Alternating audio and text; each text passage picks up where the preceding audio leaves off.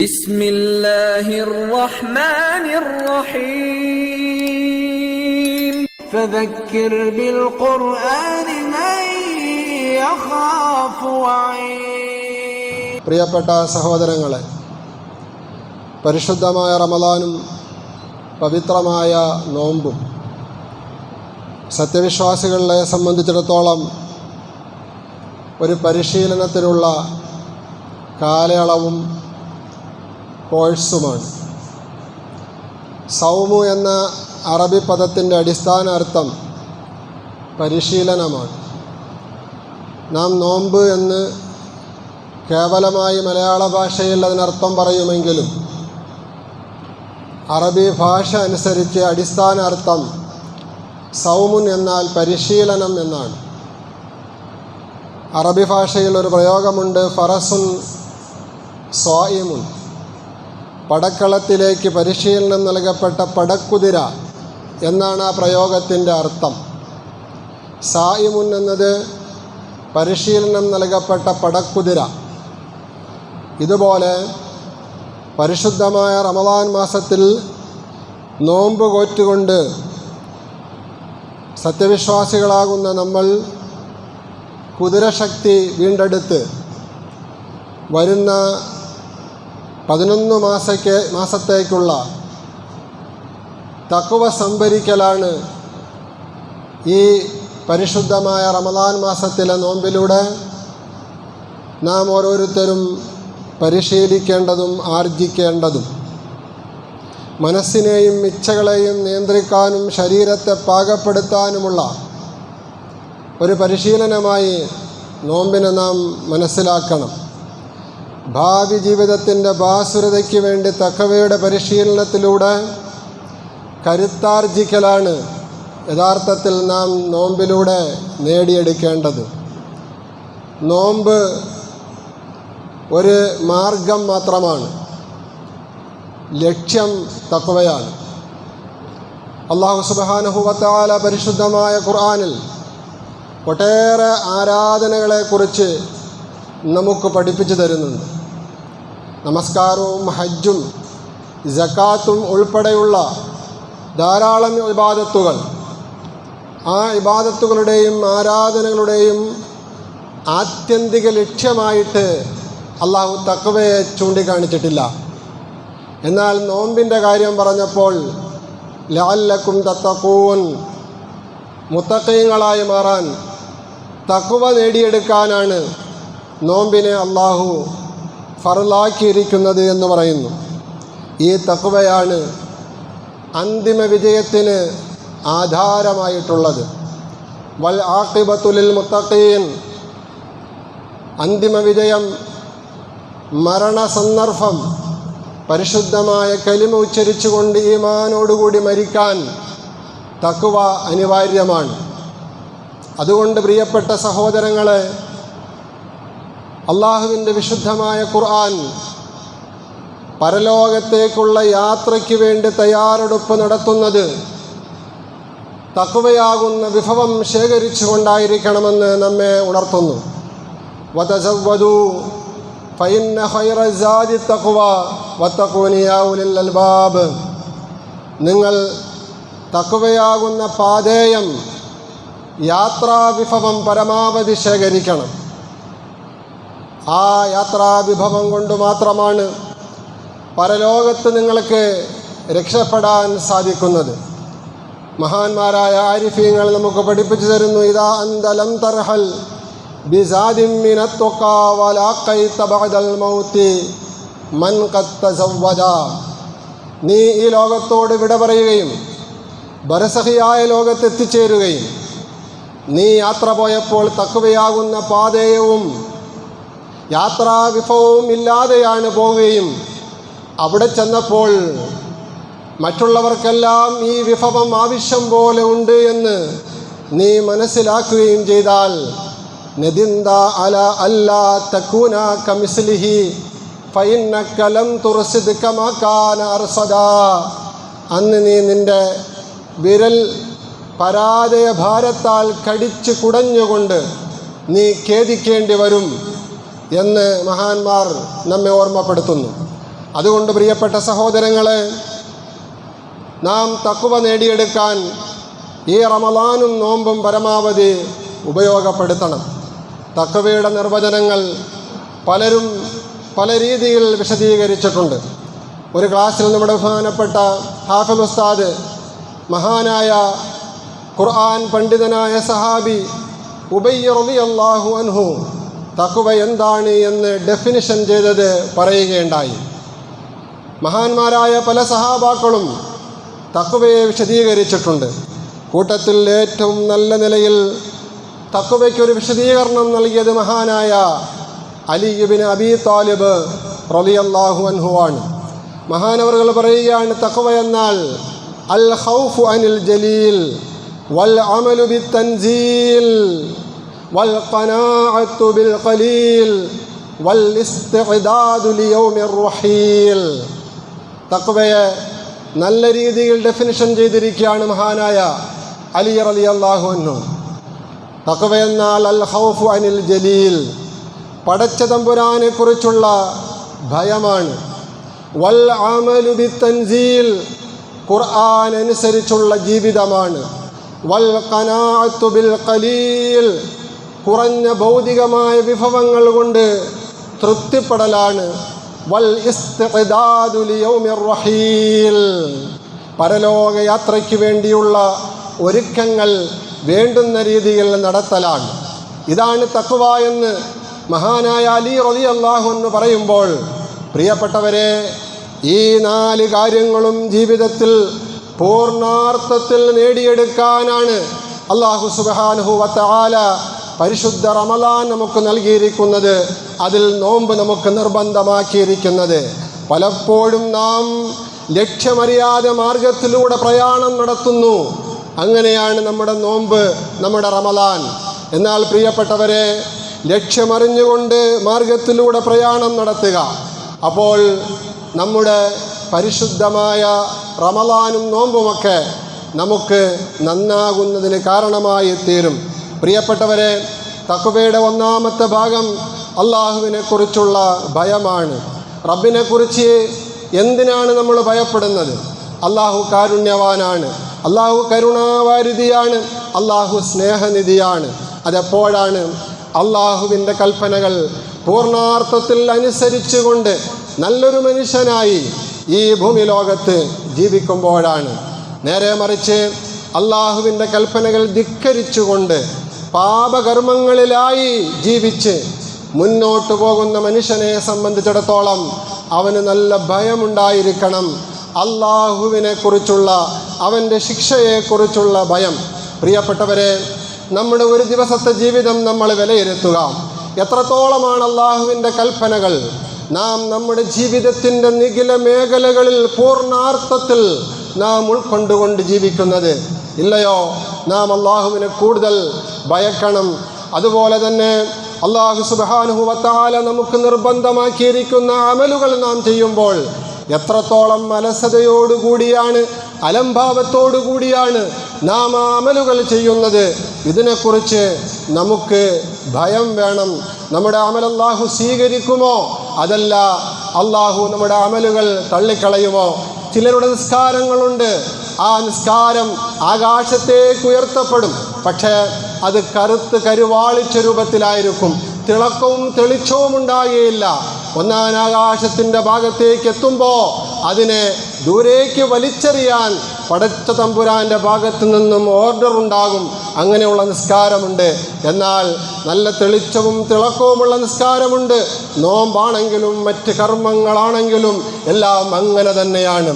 അതുകൊണ്ട് തന്നെ മുൻഗാമികളായ മനുഷ്യർ, അള്ളാഹുവിൻ്റെ ഔലിയാക്കന്മാർ, ആരിഫീങ്ങൾ, താബിഈങ്ങൾ, സഹാബാക്കൾ, ഇവരെല്ലാം അവരുടെ അമലിനെക്കുറിച്ച് വല്ലാതെ ഭയപ്പെട്ടിരുന്നു.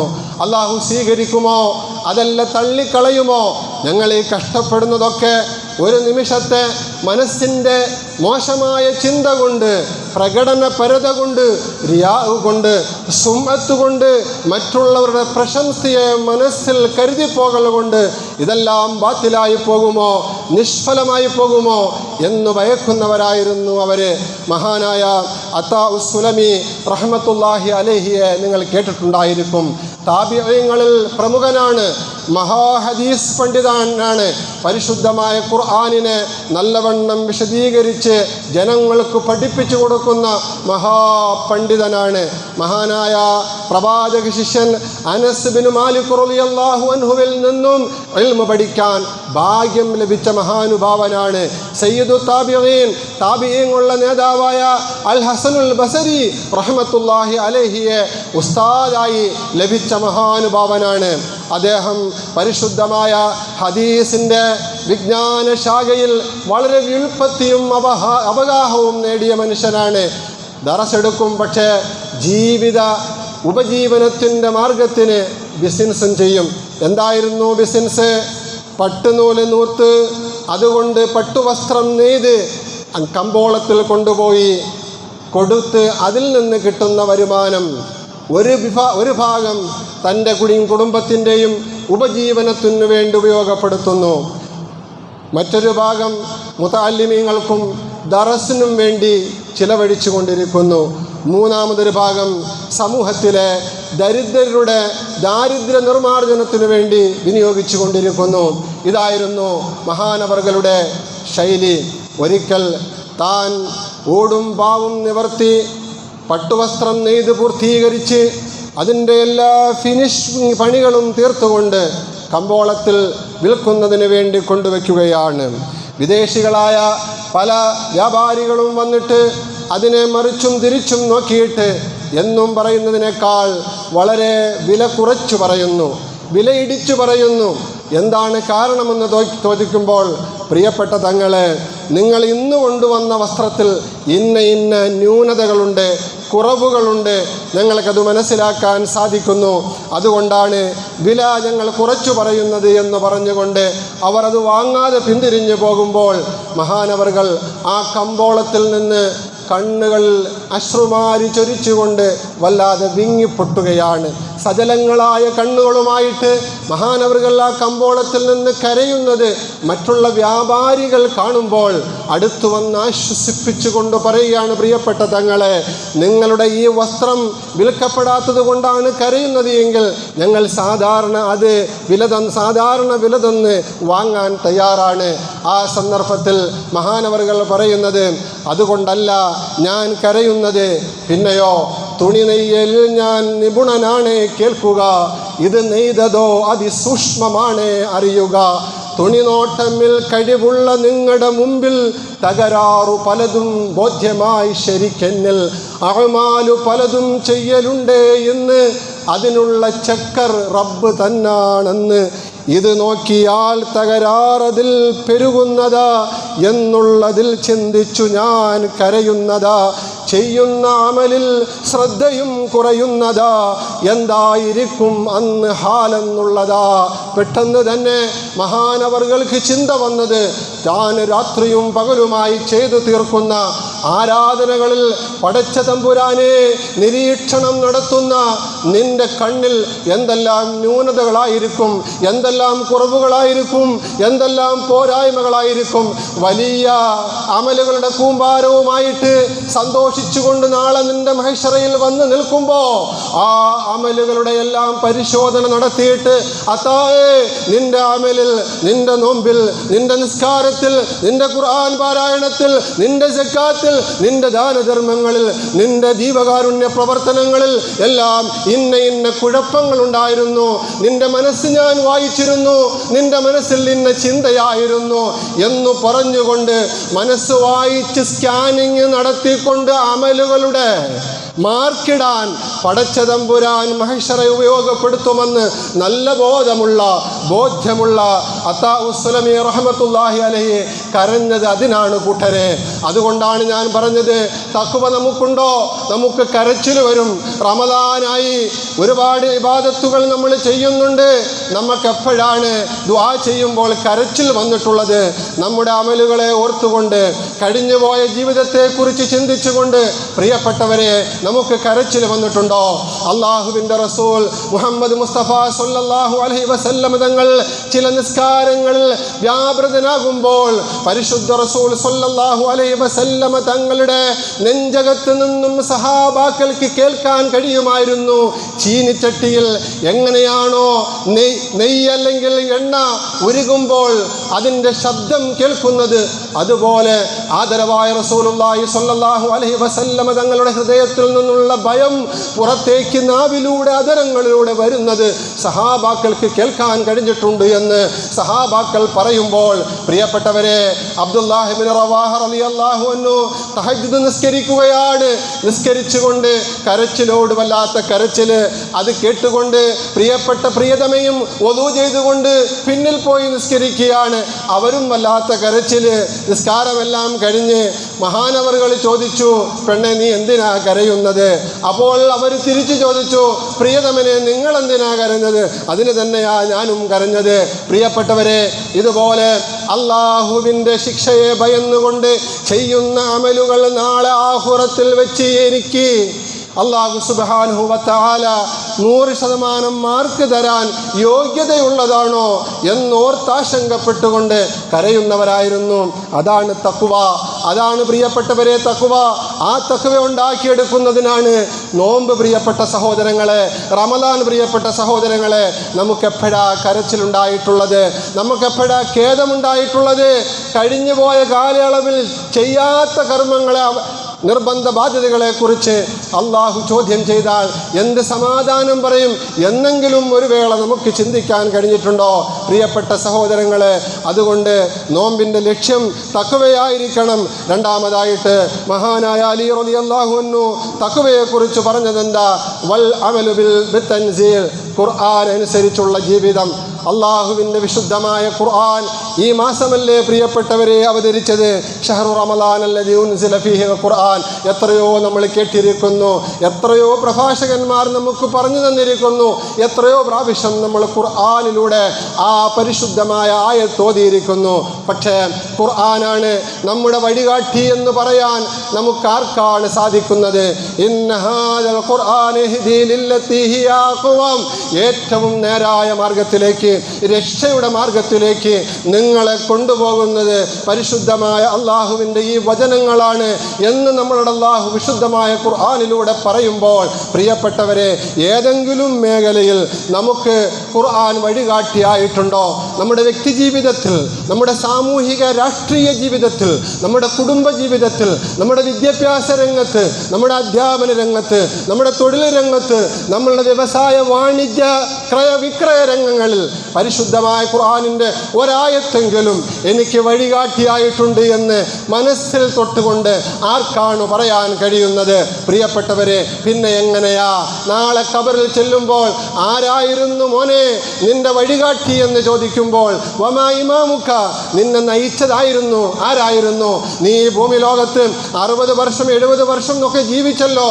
നീ പ്രായപൂർത്തിയായത് മുതൽ ഇതുവരെയും നിനക്ക് ചിന്തിക്കാനുള്ള കഴിവ് ഞാൻ നൽകിയിരുന്നല്ലോ, ഒരു കുഴപ്പവും വരുത്തിയിരുന്നല്ലോ.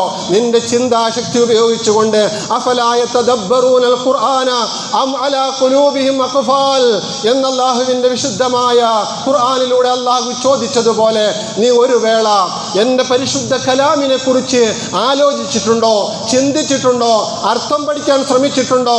അത് നിന്റെ ജീവിതത്തിൽ ഏതെങ്കിലും ഒരു മാറ്റത്തിന് കാരണമായിട്ടുണ്ടോ എന്ന് അല്ലാഹു റബ്ബുൽ ഇസ്സത്ത് ഖബറിൽ കിടക്കുന്ന മനുഷ്യനോട് മാലാഖമാരെ അയച്ചുകൊണ്ട് ചോദിക്കുമ്പോൾ വമാ ഇമാമുക, ആരായിരുന്നു നിന്നെ നയിച്ചത് എന്ന് ചോദിക്കുമ്പോൾ അവൽ ഖുർആനു ഇമാമി, ഖുർആൻ ആയിരുന്നു എൻ്റെ വഴികാട്ടി. ഞാൻ നേരത്തെ പറഞ്ഞ മേഖലകളിലെല്ലാം ഖുർആൻ ആയിരുന്നു എൻ്റെ വഴികാട്ടി എന്നാർക്കാണ് പറയാൻ കഴിയുന്നത് സഹോദരങ്ങളെ? അതുകൊണ്ട് നമുക്ക് ഖുർആൻ വഴികാട്ടിയാകണം. അള്ളാഹുവിൻ്റെ വിശുദ്ധമായ ഖുർആൻ നമ്മൾ നന്നാകുന്നതിന് വേണ്ടിയാണ് പരിശുദ്ധമായ ഖുർആൻ നമുക്ക് അല്ലാഹു സുബ്ഹാനഹു വ തആല നൽകിയിരിക്കുന്നത്. ഈ ഖുർആൻ കൊണ്ടല്ലേ ലോകത്ത് വമ്പിച്ച മാറ്റങ്ങൾ ഉണ്ടായത്.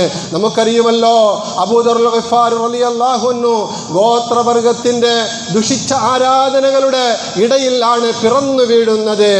ആ ജീവിതം കണ്ട് മനം മടുത്ത മഹാനായ അബൂദറുൽ ഗിഫാരി റളിയല്ലാഹു അൻഹു അവരുടെ ശിർക്കിയൻ ആചാരങ്ങളും ബഹുദൈവ ആരാധനകളും കണ്ടു മടുത്ത് അവസാനമായി പരിശുദ്ധമായ ഖുർആനിൻ്റെ തൗഹീദിൽ ആകൃഷ്ടനായിക്കൊണ്ട് പരിശുദ്ധമായ ഖുർആൻ ഉൾക്കൊണ്ടുകൊണ്ട് ജീവിതത്തിൻ്റെ വഴികാട്ടിയായി മഹാനായ അബൂദറുൽ ഗിഫാരി റളിയല്ലാഹു അൻഹുവിന് മാറിയിട്ടുണ്ട്.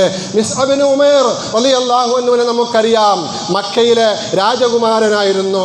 ഏറ്റവും ഉയർന്ന തറവാട്ടിൽ അത്യുന്നതമായ സാമ്പത്തിക സുസ്ഥിതിയിൽ കഴിഞ്ഞുകൂടുന്ന മഹാനായ മിസ്അബ് ഇബ്നു ഉമൈർ എന്ന് പറയുന്ന യൗവനം വിട്ടുമാറാത്ത ആ യുവകോമളൻ, പ്രിയപ്പെട്ടവരെ, പരിശുദ്ധമായ ഖുർആനിൽ ആകൃഷ്ടനായിക്കൊണ്ട് ഖുർആനാണ് അദ്ദേഹത്തിന് യഥാർത്ഥ ജീവിതം എന്താണെന്ന് പഠിപ്പിച്ചതും ജീവിതത്തിൻ്റെ ലാളിത്യം എന്താണെന്ന് പഠിപ്പിച്ചതും. പിന്നീട് മഹാനായ മിസ്അബ് ഇബ്നു ഉമൈർ റളിയല്ലാഹു അൻഹു വലിയ ഒരു പ്രബോധകനായി മദീനയിലേക്ക് അള്ളാഹുവിൻ്റെ റസൂൽ ചെറുപ്പത്തിലെ നിയോഗിക്കുകയാണ്. ഇതാണ് പരിശുദ്ധമായ ഖുർആൻ അവർക്കൊക്കെ വഴികാട്ടിയായത്. മഹാനായ ഉമറുൽ ഫാറൂഖ് റളിയല്ലാഹു അൻഹു യൗവനത്തിൻ്റെയും യുവത്വത്തിൻ്റെയും തിളക്കം കൊള്ളയ്ക്കും കൊലപാതകത്തിനും ഗുണ്ടായുസത്തിനും വേണ്ടി മാത്രം വെച്ചുകൊണ്ട് മൃഗീയത പൂർണ്ണാർത്ഥത്തിൽ തൻ്റെ ജീവിതത്തിലൂടെ നടപ്പിലാക്കിക്കൊണ്ടിരിക്കുമ്പോഴാണ് പരിശുദ്ധമായ ഖുർആൻ കാതുകൊണ്ട് കേൾക്കുന്നത്. അത് കേവലം കാതുകൊണ്ടുള്ള കേൾവിയായി മാറിയില്ല, പിന്നെയോ അത് ഹൃദയം കൊണ്ടുള്ള കേൾവിയായി മാറി. ഫഇന്നഹാ തഅമൽ അബ്സാർ ഫഇന്നഹാ ലാ തഅമൽ അബ്സാർ വലാകിൻ തഅമൽ ഖുലൂബു ഫിസ്സുദൂർ. നെഞ്ചകത്തുള്ള കണ്ണുകൾ തുറക്കുന്നതിന് മഹാനായ ഉമറുൽ ഫാറൂഖ് റളിയല്ലാഹു അൻഹുവിന് പരിശുദ്ധമായ ഖുർആനിൻ്റെ സൂറത്തിൻ്റെ ആദ്യം കാരണമായി തീർന്നപ്പോൾ ഏറ്റവും നല്ല മനുഷ്യനായി മാറാൻ, ഏറ്റവും നല്ല ഭരണാധികാരിയായി മാറാൻ, ഖുർആൻ ഓതിക്കൊണ്ട് വല്ലാതെ കരയുന്ന മനുഷ്യനായി മാറാൻ മഹാനായ ഉമറുൽ ഫാറൂഖ് റളിയല്ലാഹു അൻഹുവിന് കഴിഞ്ഞു എങ്കിൽ ഇതുപോലെയുള്ള ആയിരക്കണക്കിന് പതിനായിരക്കണക്കിന് സഹാബാക്കളും മുൻഗാമികളും പരിശുദ്ധമായ ഖുർആനിൻ്റെ വഴിത്താരയിലൂടെ നല്ല മനുഷ്യരായി ലോകത്ത് അടയാളപ്പെടുത്തിയിട്ടുണ്ട് എങ്കിൽ ആധുനിക കാലഘട്ടത്തിലും നമുക്ക് പറയാൻ ഒരുപാടില്ലേ പ്രിയപ്പെട്ടവരെ?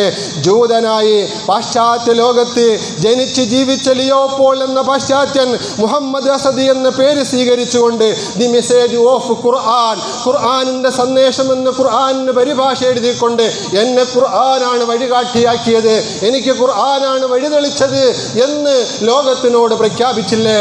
മോറിസ് ബുക്കായി എന്ന് പറയുന്ന ശാസ്ത്രജ്ഞൻ പരീക്ഷണ നിരീക്ഷണ രംഗത്ത് ഉൽപ്പത്തി നേടിയ ആളല്ലായിരുന്നോ?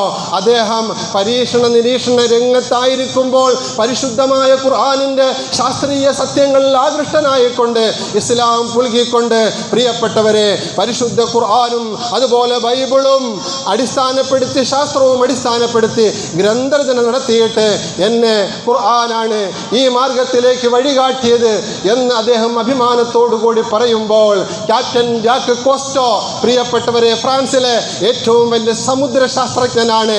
സമുദ്രങ്ങളുടെ ഇടയിലുള്ള അജ്ഞാത മറകളെ കുറിച്ച് പഠിച്ചുകൊണ്ടിരിക്കുമ്പോൾ പരിശുദ്ധ ഖുർആനിൽ അത് അന്വർത്ഥമാക്കുന്ന ആയത്തുകൾ ഉണ്ട് എന്ന് ആരോ പറഞ്ഞു കൊടുത്തപ്പോൾ അത് അന്വേഷിച്ചു പോയി പരിശുദ്ധമായ ഖുർആൻ പഠിക്കാൻ തയ്യാറായി.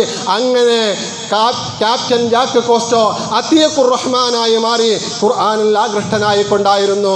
അങ്ങനെ എത്രയെത്ര ആയിരക്കണക്കിന് ബുദ്ധിജീവികൾ, പാശ്ചാത്യ ചിന്തകർ, ചരിത്രകാരന്മാർ, വാനനിരീക്ഷകർ, ഗണിതശാസ്ത്രജ്ഞന്മാർ, അങ്ങനെയുള്ളവർ പരിശുദ്ധമായ ഖുർആൻ അവർക്കൊക്കെ വഴികാട്ടിയായിട്ടുണ്ട്. പക്ഷേ ഖുർആനിൻ്റെ ഹിലുകാരായി ഖുർആനിൽ പിറന്നു വീണ നമ്മൾക്ക് ഖുർആൻ എന്ന വഴികാട്ടിയായിട്ടുള്ളത്. പരിശുദ്ധമായ ഈ റമദാൻ മാസത്തിൽ ഖുർആൻ കൈകൊണ്ട് തൊടാത്തവർ പോലും ഈ സമുദായത്തിൽ, ഈ സമൂഹത്തിൽ ഉണ്ട് എന്ന് പ്രിയപ്പെട്ടവരെ നാം ഓർക്കണം. അള്ളാഹുവിൻ്റെ വിശുദ്ധമായ ഖുർആൻ ഇത് നമുക്ക് നാളെ രക്ഷയാകണ്ടേ?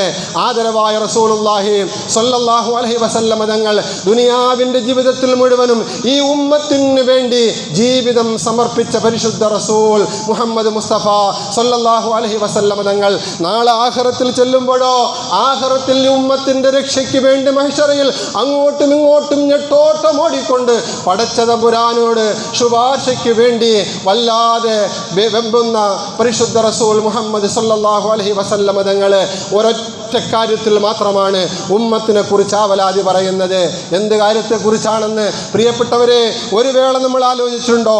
പരിശുദ്ധമായ ഖുർആനിൽ അല്ലാഹു സുബ്ഹാനഹു വ തആല വ്യക്തമായിട്ട് മുഹമ്മദ് മുസ്തഫ സ്വല്ലല്ലാഹു അലൈഹി വസല്ലം തങ്ങളുടെ ആവലാതിയെക്കുറിച്ച് സൂറത്തുൽ ഫുർഖാനിലൂടെ പറയുന്നുണ്ട്. പ്രിയപ്പെട്ടവരെ, നാം ഓരോരുത്തരും ദുനിയാവിൻ്റെ ആഗ്രഹങ്ങളിലും മോഹവലയങ്ങളിലും പെട്ടുകൊണ്ട് പരിശുദ്ധമായ ഖുർആനിനെ അവഗണിച്ചുകൊണ്ട് അതിൽ സെൽഫിൽ സൂക്ഷിക്കാനുള്ള ഒരു ഗ്രന്ഥമായിട്ട് മാറ്റിക്കൊണ്ടിരിക്കുമ്പോൾ, അല്ലെങ്കിൽ മരണപ്പെട്ട് കിടക്കുന്ന ആൾക്കാരുടെ അടുക്കൽ പോയിരുന്ന് ഓതി ബർക്കത്ത് കൊടുക്കാൻ വേണ്ടിയുള്ള ഗ്രന്ഥമാക്കി മാറ്റിക്കൊണ്ടിരിക്കുമ്പോൾ ഒപ്പം വേറെ ചില പുതിയ സിസ്റ്റങ്ങൾ തുടങ്ങിയിട്ടുണ്ട്. പ്രിയപ്പെട്ടവരെ, വീട് നിർമ്മിക്കുമ്പോൾ, വീടിൻ്റെ പാല് കാച്ച് നടക്കുമ്പോൾ, കട്ടള വെക്കുമ്പോൾ ആ കട്ടളയെ മറികടക്കാൻ ഖുർആൻ ഉപയോഗിക്കുന്ന ബിദ്അത്ത്, അതുപോലെ തന്നെ ഖുർആനും എടുത്തുകൊണ്ട് അടുക്കളയിലേക്ക് പോയി തീ കത്തിക്കുന്ന മറ്റൊരു ബിദ്അത്ത്, ഇതിനു വേണ്ടിയൊക്കെ നമ്മൾ ഖുർആൻ ഉപയോഗിക്കുന്നതിനപ്പുറത്ത് എൻ്റെ ജീവിതത്തിൻ്റെ വഴികാട്ടിയായിട്ട് എനിക്ക് നന്നാകുന്നതിന് വേണ്ടി, പരലോകത്ത് ഉപകരിക്കുന്നതിന് വേണ്ടി ഖുർആൻ നമുക്ക് എപ്പോഴെങ്കിലും നമ്മുടെ മനസ്സിനെ സ്വാധീനിച്ചിട്ടുണ്ടോ?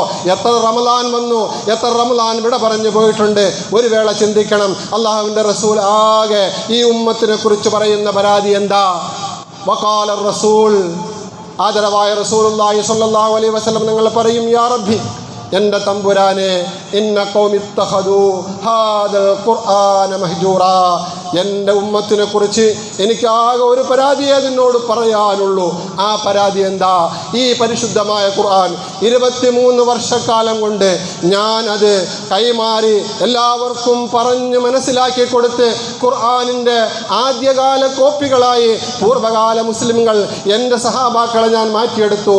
പക്ഷേ പിൽക്കാലത്ത് വന്നവർ ഈ ഖുർആനിനെ അവഗണിച്ചു, അതിനവർ പരിഗണിച്ചില്ല. ഇത് മാത്രമാണ് റബ്ബേ എനിക്ക് പരാതി എന്ന് പറയുമ്പോൾ, പ്രിയപ്പെട്ടവരെ, ഈ ഖുർആൻ എങ്ങനെയാ നമുക്ക് ശഫാഅത്ത് ചെയ്യുന്നത്? ഞാൻ അവസാനിപ്പിക്കുകയാണ്. പരിശുദ്ധമായ ഖുർആനും പരിശുദ്ധമായ നോമ്പും നമുക്ക് നാളെ ശഫാഅത്തിന് വരണമല്ലോ. അസ്സിയാമു വൽ ഖുർആൻ യശ്ഫഅാനി ലിൽ അബ്ദി യൗമൽ ഖിയാമ, ഖിയാമത്ത് നാളിൽ മഹ്ശറയിൽ നമുക്ക് ശുപാർശകരായിട്ട് വരേണ്ടതാണ് നാം അനുഷ്ഠിക്കുന്ന നോമ്പും നാം ഈ റമളാനിൽ പാരായണം ചെയ്യുന്ന പരിശുദ്ധമായ ഖുർആനും. എത്ര പേർക്ക് വരാൻ സാധ്യതയുണ്ട്? എത്ര പേർക്ക് വരാൻ സാധ്യതയുണ്ട്? വിലയിരുത്തുക. നാം ഉപയോഗിക്കുന്ന മൊബൈലിൻ്റെ 1000-ൽ 1 ഭാഗം സമയമെങ്ങാനും നാം ഖുർആനിനൊന്ന് ഉപയോഗപ്പെടുത്തിയിരുന്നെങ്കിലോ? പ്രിയപ്പെട്ടവരെ, മെസ്സേജ് മൊബൈലിലും വരും, ഖുർആനിലുമുണ്ട്. ഖുർആനിലെ ഒരു മെസ്സേജെങ്കിലും നമുക്ക് എന്തെങ്കിലും ഒന്ന് വായിക്കാൻ, ഒന്ന് ഫോർവേഡ് ചെയ്യാൻ കഴിഞ്ഞിട്ടുണ്ടോ? സാധിക്കത്തില്ല. അതുകൊണ്ട് പ്രിയപ്പെട്ട സഹോദരങ്ങളെ, ഞാൻ അവസാനിപ്പിക്കുകയാണ്. ഈ ഖുർആൻ, പരിശുദ്ധമായ ഖുർആൻ അവതരിപ്പിക്കപ്പെട്ട ഈ മാസത്തിൽ ഖുർആൻ നമുക്ക് വഴികാട്ടിയാകണം. അങ്ങനെ നമുക്ക് തഖ്വയുണ്ടാകണം. അല്ലാഹു സുബ്ഹാനഹു വ തആല കാര്യങ്ങൾ മനസ്സിലാക്കാൻ തൗഫീഖ് നൽകുമാറാകട്ടെ.